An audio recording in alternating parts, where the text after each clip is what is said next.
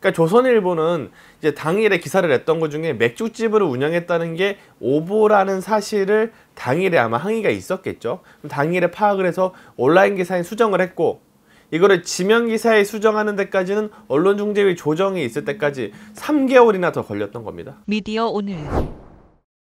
오늘 조선일보 이면입니다. 잘 보시면 이 기사 중에서 정정보도가 하나 있는데 혹시 여러분 눈에는 보이시나요? 지금 이 화면으로는 뭐 바이든, 트럼프 이 미국 대선 이슈, 코로나에도 투표율이 높았다 이런 이슈들만 보이고 밑에 광고가 큼지막하게 보이죠. 조금 더 확대를 해보겠습니다. 여전히 눈에 잘 안 들어오는데 우측 하단에 바로잡습니다가 있습니다. 네, 이렇게 확대를 해야만 비로소 뭔가 있다라는 게 보이는 수준인데요. 저는 바로잡습니다를 검색을 해서 체크를 하거든요. 그렇기 때문에 잡히는 거지, 이제 기자들도 신문을 막 보다가도 놓쳐버릴 수 있을 만큼의 작은 사이즈라고 할 수 있습니다. 뭘 바로 잡았을까요? 조선일보는 이렇게 기사를 썼습니다. 본지 2020년 7월 22일자 오면 이인영 아들 입찰 없이 서울시 용역 딴의 제목의 기사와 관련하여 이인영 통일부 장관의 아들 A씨는 스위스 유학에서 귀국한 뒤에는 맥주집을 운영한 사실이 없었던 것으로 밝혀져 이를 바로 잡습니다 라고 기사를 썼습니다. 이 보도는 언론중재위원회 조정에 따른 것입니다 라고 덧붙이기도 했습니다.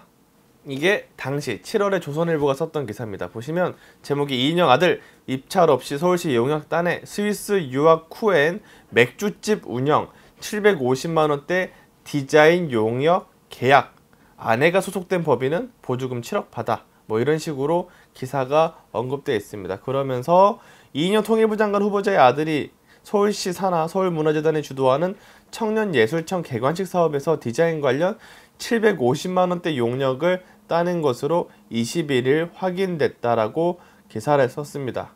출처는 당시 김석기 미래통합당 의원실로 돼 있습니다. 청문회 때는 의원실에서 뭔가 자신들이 발굴한 단독이 있으면 언론사에 주고 언론사가 이를 쓰는 과정이 있습니다. 그런데 조선일보는 이거를 별도로 검증을 하지 않고 기사를 썼던 것 같습니다. 그러면서 별도의 입찰 과정 없이 어떻게 용역 계약을 따르느냐 얘기가 나온다라고 언급되어 있습니다. 그러니까 이 기사가 지적하는 문제는 크게 두 가지입니다. 첫 번째, 유학 후에 맥주집을 운영하던 사람이 갑자기 서울시 돈을 받아 용역을 따냈다? 두 번째, 별도 입찰 과정 없이 어떻게 용역을 따느냐 의문스럽다, 이렇게 기사를 썼던 겁니다. 근데 지금 조선일보가 당시 온라인에 썼던 기사를 지금 보여드리고 있는데요. 이 기사를 보면 아마 이제 당사자 항의가 있고 나서 수정을 했던 것 같습니다. 이 기사가 수정이 2020년 7월 22일로 돼 있고요. 그러니까 기사가 오전 5시에 썼다가 오전 11시에 수정 내역이 있고, 수정된 내용을 보면 스위스 유학 전엔 맥주집 운영이라고 되어 있습니다. 그러니까 조선일보는 이제 당일에 기사를 냈던 것 중에 맥주집을 운영했다는 게 오보라는 사실을 당일에 아마 항의가 있었겠죠. 당일에 파악을 해서 온라인 기사에 수정을 했고, 이거를 지명 기사에 수정하는 데까지는 언론중재위 조정이 있을 때까지 3개월이나 더 걸렸던 겁니다. 아니, 온라인에 수정을 했고 뭔가 이 사실관계가 틀렸다는 걸 인정을 했으면 지면에도 이를 바로 잡아야 되지 않겠습니까? 조선일보가 말했던 오직 팩트 선언이 과연 유효한 것인가라는 의문이 들 수밖에 없는 대목이라고 할 수 있습니다. 서울경제는 바로 전날 어제 정정보도를 냈는데요. 이번에 서울경제 어제자 이면입니다. 바로잡습니다. 정정보도란이 보이십니까? 이번엔 더 안 보이죠. 저도 검색을 해서 찾아봤는데 맨 밑에 정말 우측 맨 하단, 사람의 시선이 가장 가지 않는 부분에 이렇게 정정보도가 있다는 걸 확인을 할 수가 있습니다. 역시 확대를 하면 마찬가지로 스위스 유학에서 귀국한 뒤에는 맥주집을 운영한 사실이 없었던 것으로 밝혀져서 이를 바로잡습니다 라고 정정보도를 냈습니다. 이들 보도가 말하는 건 결국, 아니 맥주집을 운영하는 사람이 어떻게 서울시로부터 사업을 따느냐, 이거는 특혜가 아니냐라는데 포인트가 맞춰져 있습니다.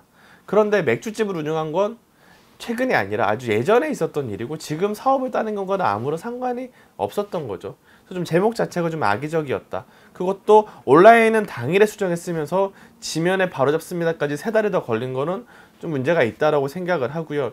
입찰 없이 서울시 용역을 따는 것 자체가 문제라고 볼 수는 있습니다. 그런데 이 사업 내용들을 보면 당시 서울시 입장이 기사가 나온 내용들을 보면요. 서울시에서는 2천만 원 이하의 사업에서는 별도의 입찰을 거치지 않아도 된다라고 명시를 하고 있습니다.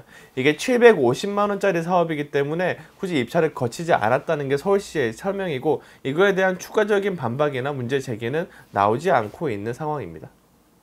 물론 서울경제에서 이게 실제로는 7천만 원짜리 사업이기 때문에 쪼개기 계약을 했다라는 문제 제기를 하기는 했지만, 이 7천만 원은 개관식 준비 전체 사업이고 디자인 관련된 부문에는 7천만 원 중에서 700만 원대가 사용이 됐고요. 이 700만 원대도 사실은 이 한 명이 받는 게 아니라 워킹 그룹, 이 이인영 장관의 아들이 소속된 워킹 그룹에서 나눠서 4명이서 나눠서 받은 돈이라고 합니다. 그래서 저는 이 장관 자녀가 특혜를 받았다면 분명히 큰 문제라고 생각을 합니다. 그렇다면 700만 원짜리 사업을 따냈는데 입찰이 없었다라고 쓸 게 아니라 이 700만 원짜리 사업이 실제로 어떻게 쓰였고, 이 사업이 쓰이는 과정에서 어떤 문제가 있었고, 좀 퀄리티가 어떤 문제가 있었고, 이런 식의 문제를 좀 제대로 조명했다면 하는 아쉬움이 드는 보도라고 할 수 있습니다. 조국 전 장관, 추미애 장관, 국면 등등을 거치면서 이번 정부의 이 장관 후보자들의 아들 문제, 자녀 문제에 대한 문제 제기가 계속 이어지고 있는데요. 그 중에는 당연히 문제 제기를 할 만한 사안들도 있습니다만 좀 과도한 문제 제기 역시도 좀 적지 않았던 것 같습니다.